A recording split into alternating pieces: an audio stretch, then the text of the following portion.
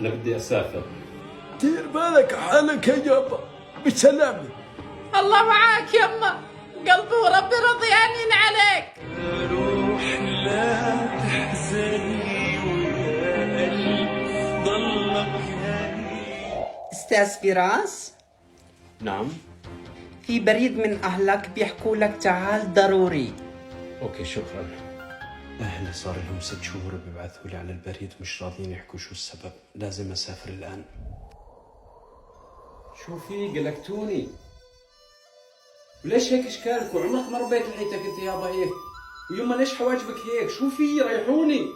هيك يما نسوي بينا، تسافر وتاخذ معك شفرة الحلاقة. طولتها تيجي.